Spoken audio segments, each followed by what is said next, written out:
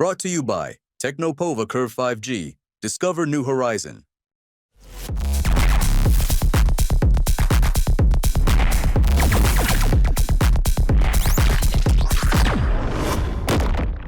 प्रदेश में नगर निकाय और पंचायत उपचुनाव के नतीजे घोषित हो गए हैं।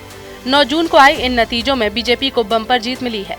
विधानसभा उपचुनाव के बाद ये दूसरी बार है जब बीजेपी के दामन में कहें या मुख्यमंत्री भजनलाल शर्मा के खुशियां ही खुशियां हैं। कहते हैं वक्त बदलते देर नहीं लगती। 2023 में जब राजस्थान में सत्ता परिवर्तन के साथ बीजेपी सत्ता में आई और उसने अपने पहली बार के विधायकी जीते भजनलाल शर्मा को मुख्यमंत्री बनाया तो कई सवाल खड़े हुए। महीने भर भी नहीं हुए थे कि मुख्यमंत्री भजनलाल शर्मा पर कलंक लगा मंत्री सुरेंद्र पाल टीटी के इस्तीफे के रूप में।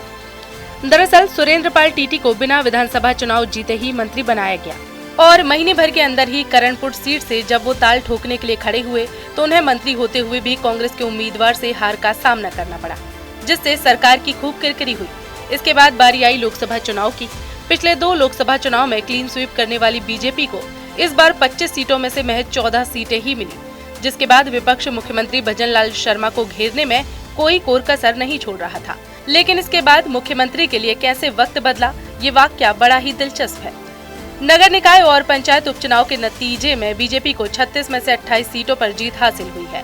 वहीं कांग्रेस को सिर्फ 4 सीटें ही मिली हैं, जबकि पिछले बार हुए आम चुनाव में बीजेपी को इनमें से सिर्फ 15 सीटें ही मिली थी। बीजेपी ने जिला परिषद की 6 में से 5 सीटों पर जीत दर्ज की है। पंचायत समिति की 18 में से 12 सीटों पर कामयाबी पाई है। नगर पालिका की 12 में से 10 सीटें जीती हैं।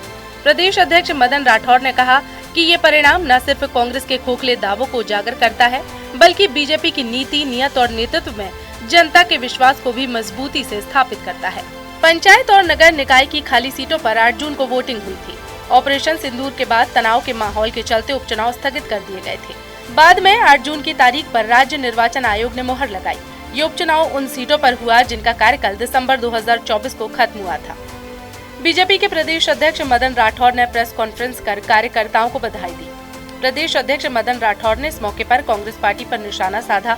उन्होंने कहा कि कांग्रेस के प्रदेश अध्यक्ष अपने विधानसभा क्षेत्र में अपने उम्मीदवार को जीत नहीं दिला सकी। उन्होंने कहा कि अब ये साफ हो चुका है कि जनता कांग्रेस के झूठ और छलावे को बर्दाश्त नहीं कर पा रही है।